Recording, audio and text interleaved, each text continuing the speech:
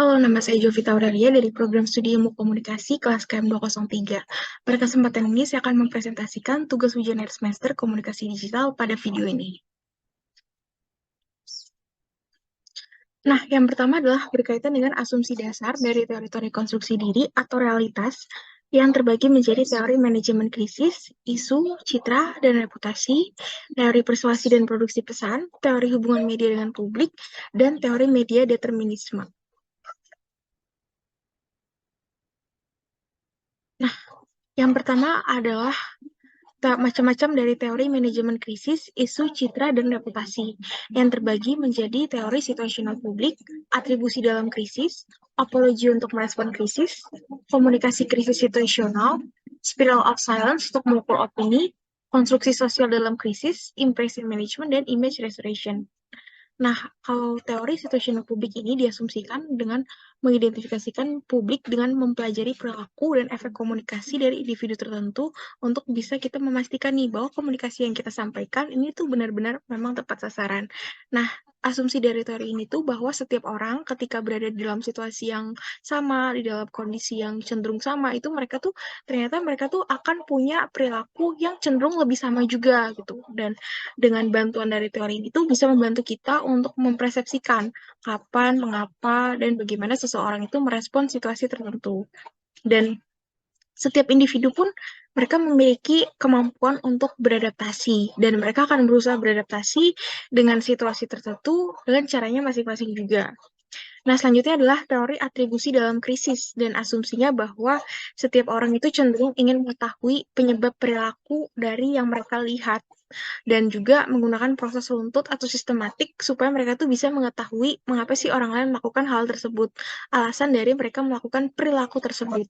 Misalnya contoh sederhana nih, ketika saya melihat teman saya sedang murung, maka saya pun secara alamiah saya akan cenderung ingin tahu kenapa sih teman saya tuh murung belakangan ini dan peristiwa apa yang menyebabkan teman saya murung seperti itu. Dan selain itu, individu tuh, setiap orang tuh juga selalu ingin membangun impresi terhadap orang lain dengan cara mengamati perilakunya. Jadi, ketika ada orang yang baru dikenal, diketahui, maka seorang itu cenderung mengamati perilaku orang tersebut untuk bisa membangun impresi, oh orang itu tuh baik, orang itu bagaimana, seperti itu. Nah, kemudian sengaja atau tidak perilaku tersebut dilakukan, dan sebagainya. Selanjutnya adalah teori apologia. Apologia berasal dari kata apologize, yang artinya merespon krisis pada upaya mempertahankan diri ketika setelah mendapatkan serangan atau tuduhan. Misalnya apabila bertindak salah dengan cara misalnya menyangkal tuduhan, bekerja sama untuk memberikan kompensasi ke pihak yang dirugikan, mendefinisikan tuduhan menjadi sesuatu yang lebih positif, serta ada juga strategi bolstering ketika di dalam teori apologia ini. Dan kemudian ada strategi juga bahwa kita sebaiknya tidak berfokus terhadap tuduhan tersebut, melainkan hal positif, kekuatan, dan keuntungan di masa lalu. Lalu, teori yang lain juga yaitu teori komunikasi krisis situasional, yang mengasumsikan untuk melindungi publik dan stakeholder saja ketika ada situasi krisis, ketika ada kerugian yang bisa merusak reputasi, maka uh, keselamatan stakeholders lah yang diprioritaskan untuk diselamatkan. Supaya kenapa? Supaya nantinya itu kita bisa membangun kembali reputasi organisasi kita yang lebih positif.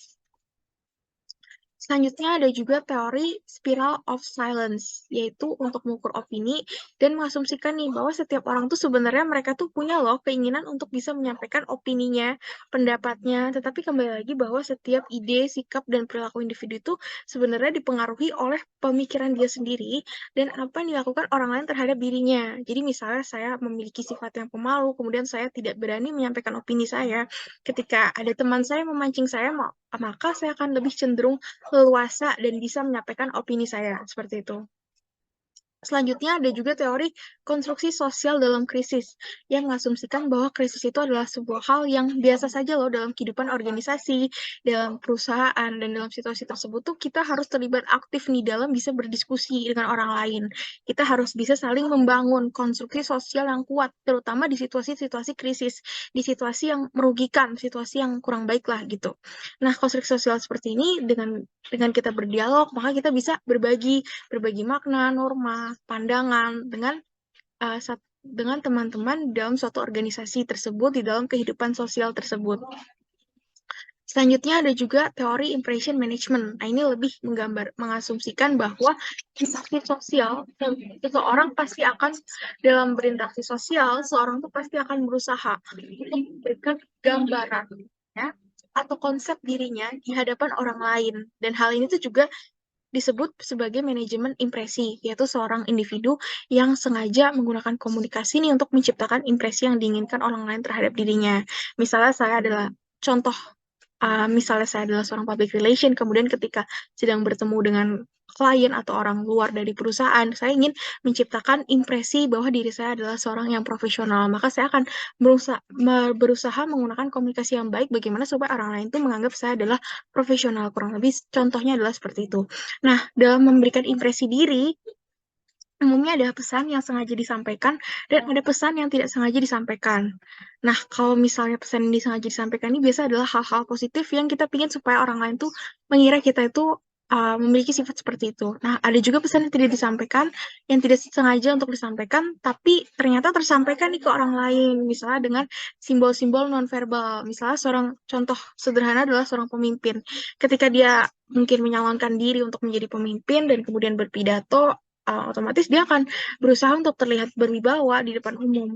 Tetapi ternyata dia memiliki sifat back region, yaitu gugup saat melakukan public speaking. Dan hal ini pun tersampaikan tanpa perlu dia berbicara, oh saya gugup di depan umum, tanpa dibicarakan, tapi dengan simbol-simbol dan bahasa tubuhnya dia bisa tersampaikan ke publik seperti itu.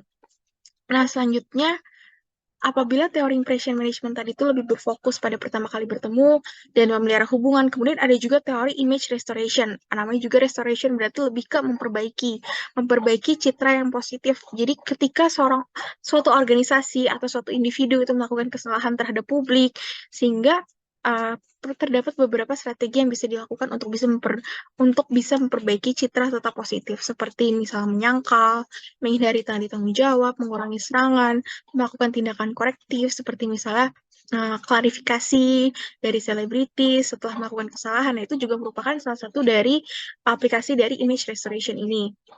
Dan juga untuk perusahaan biasanya banyak juga yang melakukan strategi menanggung akibat untuk memperbaiki citra dirinya maupun sebuah organisasi. Misalnya apabila suatu perusahaan produk pangan yang tidak sengaja nih ada menyebarkan pangan yang menyebabkan keracunan. Nah, kemudian perusahaan tersebut pun memperbaiki citra perusahaannya dengan cara bertanggung jawab terhadap penyakit tersebut. Selanjutnya adalah teori persuasi dan produksi pesan, yang terbagi menjadi beberapa teori sebagai berikut. Yang pertama adalah teori interaksi simbolik dan asumsinya bahwa seorang manusia itu bertindak terhadap orang lain berdasarkan makna yang diberikan kepada mereka. Contohnya nih, contoh sederhananya apabila pemimpin menerapkan pola pemimpin X, misalnya pola pemimpin yang otoriter, maka bawahannya pun cenderung mengikuti pola pemimpinan tersebut. Dan asumsi selanjutnya adalah bahwa makna itu diciptakan dalam interaksi antar manusia. Ketika kita berinteraksi dengan individu lain, nah maka kita akan menciptakan makna. Oh, enak ya ngobrol bersama si X. Nah, seperti itu. Nah, dalam sebuah organisasi, makna ini juga diciptakan misalnya ketika kita sedang berdiskusi, menghasilkan sebuah keputusan. Yang ketiga adalah asumsi modifikasi makna melalui proses interpretif. Dan teori ini juga mengasumsikan bahwa manusia itu sebenarnya adalah pembuat atau produsen simbol. Dan segala sesuatu di dalam kehidupan manusia itu umumnya memiliki makna yang simbolik. Contoh sederhananya simbol parkir yang mengarahkan lalu lintas. Nah, kemudian yang mengarahkan tanda dilarang parkir. Nah, otomatis simbol ini merupakan tanda yang disepakati bersama sebagai larangan parkir. Nah, selanjutnya juga ada teori disonansi kognitif yang berasumsi bahwa manusia itu punya hasrat loh untuk bersikap konsisten terhadap keyakinan, sikap, dan perilakunya. Nah, disonansi sendiri adalah ketidakseimbangan dan konsonansi itu adalah keseimbangan. Jadi teori ini tuh menjelaskan bahwa bagaimana seseorang itu merasa nggak nyaman ketika ada ketidakcocokan dengan misalnya keyakinan, sikap, atau nilai dari orang lain. Nah, dalam situasi ini maka akan timbul ketegangan antar individu dan bisa menyebabkan konflik juga nih karena adanya perbedaan elemen dalam diri mereka. Nah, contoh dan disonansi kognitif itu nggak hanya terjadi antar pribadi, tapi juga bisa terjadi dengan diri kita sendiri. Misalnya ketika kita ingin membeli produk-produk mahal dan kemudian kita merasa ragu nih, oh keputusan kita itu bijaksana nggak ya? Karena kan dampaknya terhadap keuangan pribadi diri kita sendiri. Dan ini pun adalah salah satu contoh dari disonansi antara keinginan kita dalam membeli produk yang mahal tersebut dengan keyakinan kita terhadap manajemen keuangan. Seberapa sih yang harus kita keluarkan gitu. Selanjutnya adalah teori manajemen makna terkoordinasi, yaitu teori yang mengasumsikan bagaimana setiap orang itu menetapkan aturan untuk menciptakan, menginterpretasikan makna terhadap suatu kondisi, dan bagaimana aturan-aturan tersebut terjalin dalam percakapan di antara makna yang dikoordinasikan. Jadi teori itu mengasumsikan bahwa komunikasi itu penting dalam kita bisa memahami perilaku manusia, perilaku antar manusia. Nah, contohnya adalah misalnya kegiatan pengambil liputan, kan pasti ada reporternya, ada pengambil gambar, ada pengarah gaya, pengarah shoot, dan sebagainya macam. Dan otomatis untuk bisa mengambil satu liputan yang baik, yang mungkin ditayangkan di televisi, ini kan pasti membutuhkan koordinasi dan komunikasi yang baik antar seluruh divisi, baik itu divisi reporter dan sebagainya, untuk mencapai kesepahaman lah dalam mengambil angle harus seperti apa, seperti itu. Nah, teori itu juga mengasumsikan manusia itu dapat saling mengendalikan percakapan. Nah, selanjutnya adalah teori kecemasan berkomunikasi. Dan ini tuh lebih ke kecenderungan, kekhawatiran yang tinggi dalam melakukan komunikasi dan menghindari segala jenis komunikasi lisan. Jadi ada mungkin individu-individu tertentu yang merasa gugup ketika berkomunikasi dengan orang lain, dan ada juga individu yang mungkin hanya gugup ketika berkomunikasi di hadapan publik nih, atau public speaking. Dan hal ini tuh masih dalam batas wajar. Selanjutnya adalah teori integrasi komunikasi. Ini diasumsikan bahwa individu itu membentuk sikapnya dengan cara memadukan informasi baik positif maupun negatif. Jadi, informasi itu sangat berperan penting loh dalam membentuk sikap seseorang. Dengan adanya informasi yang terakumulasi, maka itu tuh bisa mengubah derajat kepercayaan seseorang terhadap suatu objek. Nah, misalnya kepercayaan kita terhadap orang lain. Nah, itu kan kita bisa mendapatkan itu dari informasi yang perilaku sehari-hari. Nah, kemudian kredibilitas kepercayaan dan nambah kepercayaan juga. Jadi teori ini tuh menekankan bahwa informasi yang kita terima itu sebenarnya merupakan pengaruh terhadap sikap dan kecenderungan kita dalam berperilaku. Nah, selanjutnya adalah elaboration likelihood model. Nah, jadi dalam teori ini adalah pemahaman tentang gimana sih orang itu memproses pesan yang mereka terima, dan gimana sih mereka tuh mengolah informasi yang mereka terima, dan gimana sih informasi yang mereka terima itu bisa berpengaruh nih terhadap sikap dan keyakinan mereka gitu. Nah, misalnya ketika seseorang tuh aktif dalam proses pengolahan informasi ketika mereka menerima pesan komunikasi, maka otomatis hal tersebut kan akan berpengaruh terhadap perilakunya dia apabila mereka menanggapi dan memproses itu secara mendalam. Dan selanjutnya adalah teori hubungan media dengan publik. Nah, teori hubungan media dan publik ini juga dibagi menjadi 3, yaitu ada teori agenda setting, uses and gratifications, dan teori ketergantungan pada media. Yang pertama adalah teori agenda setting ya, yang mengasumsikan bahwa media itu punya kemampuan untuk mentransfer isu, memberikan isu yang dapat mempengaruhi persepsi publik. Nah, terkadang isunya itu tidak harus isu-isu fakta, tapi mungkin banyak juga isu-isu hoax yang mungkin sekarang ini beredar, tapi meskipun itu hoax, itu fakta, tapi tetap kan kita banyak yang sebagian dari kita tuh percaya terhadap isu tersebut, meskipun nggak semuanya fakta.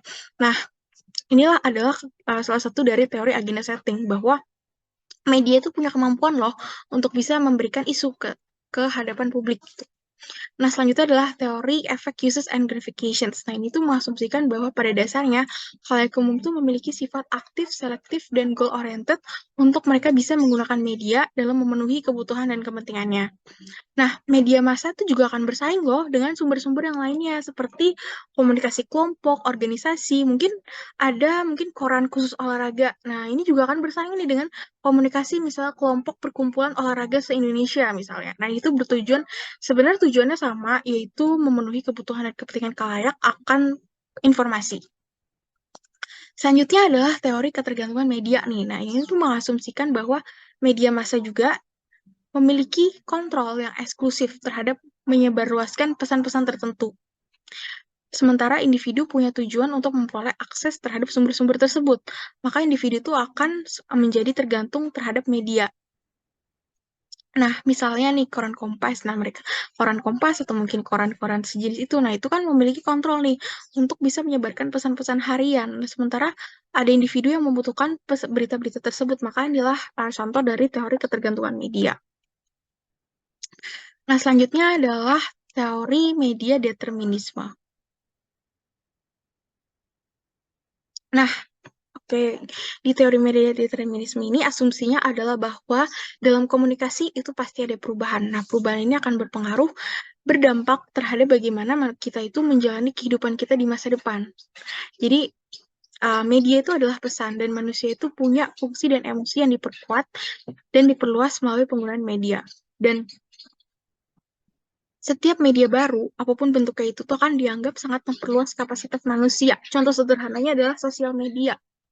Mungkin sosial media itu merupakan media yang baru. Ketika dulu mungkin masih zamannya kita membaca berita di koran, kemudian berganti ke sosial media. Tapi dengan ada sosial media ini tuh bisa memperluas kapasitas manusia. Manusia jadi bisa berkomunikasi antar ras, suku, negara, dan tidak lagi sedikitlah batasannya. Dan teori determinisme ini juga diasumsikan bahwa media komunikasi itu dapat membentuk perilaku manusia. Jadi seperti yang tadi, bahwa percaya bahwa banyak manusia yang mungkin percaya dan tidak percaya dengan fakta-fakta yang disampaikan melalui sosial media, tapi tanpa kita sadari bahwa hal tersebut tuh dapat membentuk perilaku kita. Nah, setiap media juga punya karakteristik unik dan berbeda-beda. Contohnya di penemuan telepon. Penemuan telepon ini mungkin zaman dulu merupakan penemuan yang baru. Dan sebenarnya manusia itu mungkin sebelum penemuan telepon, itu hanya bisa berkomunikasi dengan surat atau tatap muka secara langsung. Namun dengan adanya telepon, mereka pun bisa berbicara nih dengan orang yang berada di tempat yang jauh secara real time. Dan penggunaan telepon secara luas juga bisa membawa perubahan dalam cara berkomunikasi dan berinteraksi satu sama lain. Mengubah dinamika juga nih hubungan sosial, bisnis dalam kehidupan sehari-hari. Jadi lebih dipermudah dengan telepon, karena kita bisa menghubungi orang lain dalam waktu cepat dengan menggunakan telepon. Nah, fenomena ini juga terjadi nih misalnya pada internet, media sosial, penyebaran berita, kemudian televisi juga yang semakin populer. Nah, selanjutnya adalah mengenai kasus fenomenal yang berkaitan dengan salah satu teori komunikasi. Salah satu teori komunikasi yang saya pilih adalah teori agenda setting, yaitu berkaitan dengan teori hubungan media dengan publik. Kasusnya adalah kasus perencanaan pemindahan ibu kota negara yang menjadi pembahasan di media sosial Twitter. Hal ini tuh memunculkan opini publik yang berkaitan dengan proses pemindahan ibu kota negara Indonesia ke Kalimantan Timur. Dan penelitian tersebut menemukan bahwa di sini ada teori agenda setting, yaitu adanya opini publik yang beredar di salah satu media yang dipilih, yaitu media Twitter, yang muncul oleh adanya agenda teori setting. Agenda setting ini pun merupakan pencipta suatu program atau agenda media mendorong publik dan dianggap penting oleh publik. Jadi, prosesnya adalah dari media itu mempengaruhi publik, mendorong publik untuk bisa memiliki opini tertentu. Jadi, kita menjadi memiliki opini tertentu, dan opini tersebut pun kita menganggap penting opini tersebut. Nah, agenda setting ini juga merupakan keahlian media.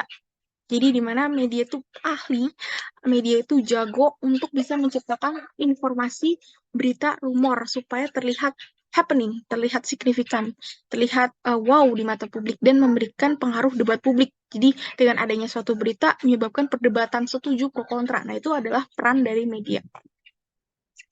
Nah, salah satu contohnya seperti yang tadi sudah dibahas, yaitu fenomena perencanaan pemindahan ibu kota negara ke wilayah Kalimantan Timur, seperti yang diberitakan di media massa. Dan karena hal tersebut merupakan proyek besar dan menyangkut kepentingan bersama dalam negara, maka menjadi pembahasan yang ramai nih dibicarakan oleh publik dan akhirnya merembet ke banyak media.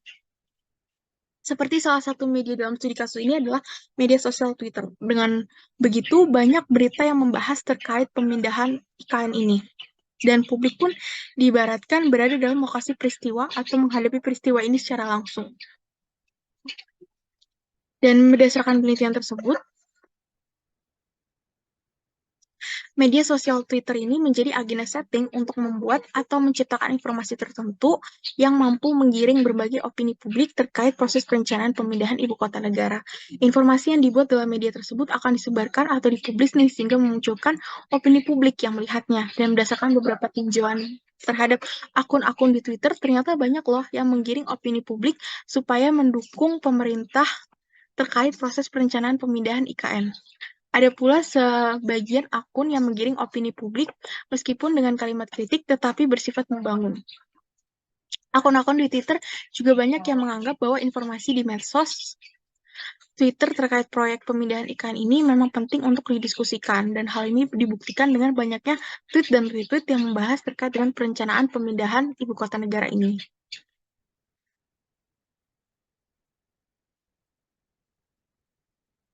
Selanjutnya adalah teori komunikasi dalam kajian media. Nah, dalam kajian media dan khalayak ada berbagai teori komunikasi yang dikembangkan untuk memahami bagaimana pesan disampaikan dan diterima oleh masyarakat. Dan ada 3 teori yang relevan. Pertama adalah teori agenda setting, yang mereka berpendapat bahwa media massa itu punya kekuatan loh untuk menentukan agenda atau perhatian masyarakat dengan menekankan topik atau isu tertentu. Dengan cara ini, media itu bisa mempengaruhi apa yang dipikirkan oleh kita, apa yang dipikirkan oleh masyarakat daripada mengirimkan. Nah, contohnya adalah pemilihan presiden di suatu negara.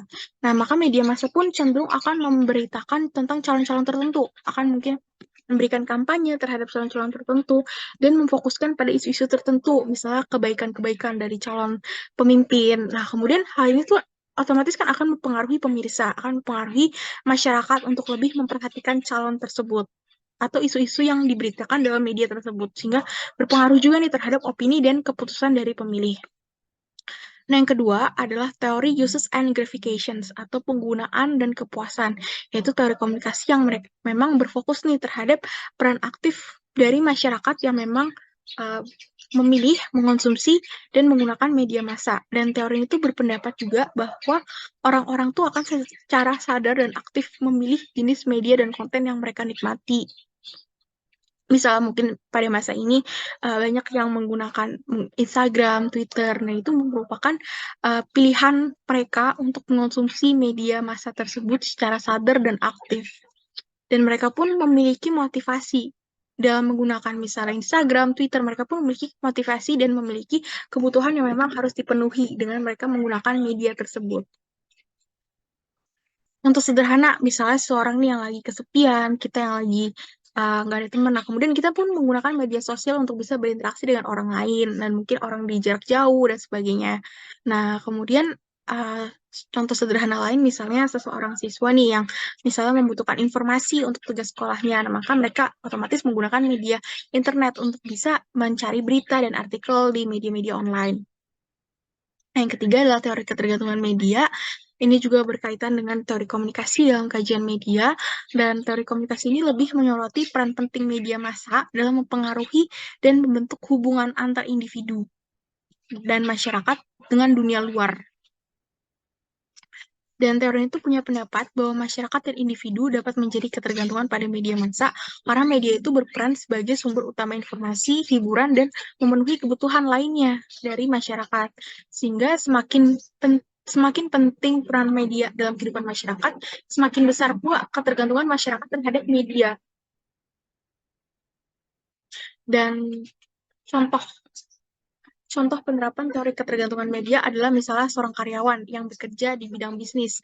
Nah, kemudian bergantung pada media berita untuk tetap bisa update dengan perkembangan terbaru di dunia bisnis. Nah, ini merupakan salah satu contoh dari ketergantungan terhadap media, karena berita tersebut mempengaruhi keputusan dari orang tersebut dalam menjalankan bisnisnya, dalam melakukan strategi-strategi bisnisnya. Selanjutnya adalah teori komunikasi dalam kajian krisis. Nah, dalam kajian krisis, untuk beberapa teori yang terlibat, ada atribusi dalam krisis, apologia, dan image restoration. Nah, yang pertama, atribusi ini merupakan teori psikologi sosial yang mencoba menjelaskan nih, gimana orang itu bisa mengaitkan dan memahami penyebab perilaku orang lain atau peristiwa tertentu. Nah, dalam konteks krisis, teori atribusi ini tuh bisa membantu kita untuk kita bisa paham bagaimana sih orang itu cenderung mengatribusikan penyebab krisis dan respon terhadap krisis tersebut. Nah, contoh atribusi dalam krisis yang pertama adalah krisis ekonomi. Misalnya ketika terjadi krisis ekonomi, nah orang pun lebih cenderung mengatribusikannya atau mempersepsikannya bahwa oh ini tuh ekonomi yang jadi buruk karena kebijakan pemerintahnya yang buruk mungkin, atau mungkin lemahnya regulasi pasar, atau mungkin faktor internal lainnya. Bisa juga kan dari dirinya sendiri, yaitu mungkin ketidakdisiplinan dia dalam mengatur keuangan pribadinya, seperti itu. Nah, kemudian juga misalnya bencana alam. Nah, banyak sekali orang yang mengatribusikan bahwa oh ini kekuatan alam, oh ini sesuatu yang tidak bisa kita hindari. Nah, padahal nggak cuma itu aja, tapi bencana alam juga bisa terjadi karena faktor internal, faktor manusia sendiri. Nah, selanjutnya adalah teori apologia krisis, yaitu yang mungkin tadi telah dibahas juga bahwa ini merupakan uh, strategi komunikasi untuk merespon atau meredam ketika terjadi sebuah krisis. Dan apologia sendiri merupakan berarti pembelaan atau penjelasan diri. Tujuannya itu adalah memahami gimana sih pihak-pihak yang terlibat dalam krisis dan mempertahankan reputasi mereka dan menyampaikan penjelasan, minta maaf, atau mengalihkan tanggung jawab.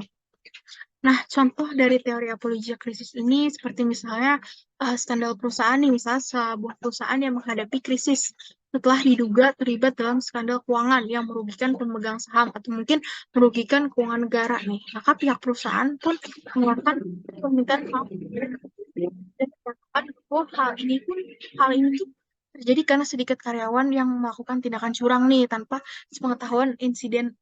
sepengetahuan manajemen atasannya. Nah, kemudian perusahaan mengambil tanggung jawab atas insiden ini dan berjanji akan meningkatkan pengawasan dan transparansi keuangan. Dan ini merupakan salah satu contoh dari teori apologia krisis.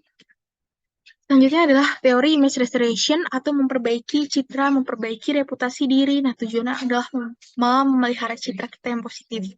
Nah, dalam sebuah organisasi, strateginya yaitu bisa menyangkal dari kesalahan, menghindari tanggung jawab, strategi mengurangi keserangan, tindakan korektif, dan juga bisa bertanggung jawab menanggung akibat dari krisis tersebut.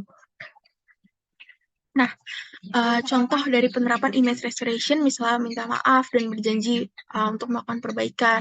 Misalnya dalam sebuah skandal, seorang selebriti dan pejabat pemerintahnya pun memberikan pernyataan publik di mana mereka secara tulus meminta maaf atas tindakan dan kesalahan yang mereka lakukan.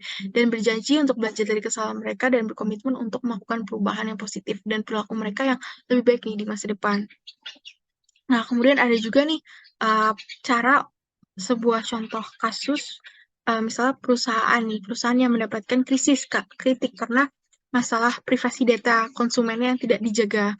Nah, untuk memperbaiki citra itu, maka perusahaan itu pun berkolaborasi dengan pihak independen, misalnya pihak dengan lembaga riset atau lembaga privasi data dan sebagainya untuk melakukan audit yang lebih baik lagi, untuk lebih bisa mengamankan data dari perusahaan tersebut, dan mereka pun mempublikasikan hal tersebut dan bertanggung jawab lah untuk tidak mengulangi hal itu lagi di hadapan masyarakat. Nah, yang selanjutnya adalah teori ekologi media. Teori ekologi media yang dicetuskan oleh Marshall McLuhan yang dengan The Medium is Message. Nah, pandangan media itu pesan yang itu tuh menyiratkan, mengasumsikan bahwa media itu sendiri memiliki pengaruh yang lebih signifikan daripada konten yang disampaikan di dalam media tersebut. Nah, prinsip dasarnya itu bahwa perubahan apapun dalam komunikasi itu pasti akan berdampak terhadap bagaimana manusia itu menjalani kehidupannya di masa depan. Dan dalam teori ini bahwa media adalah pesan. Dan manusia, ketika menggunakan media, manusia itu akan terpengaruh fungsi dan emosinya. Dan misal mudahnya, media itu menjadi perpanjangan dari indera kita. Misalnya tanpa media, mungkin kita hanya bisa menyebarkan informasi di orang-orang sekitar kita saja. Misalnya dengan indera mulut dan sebagainya.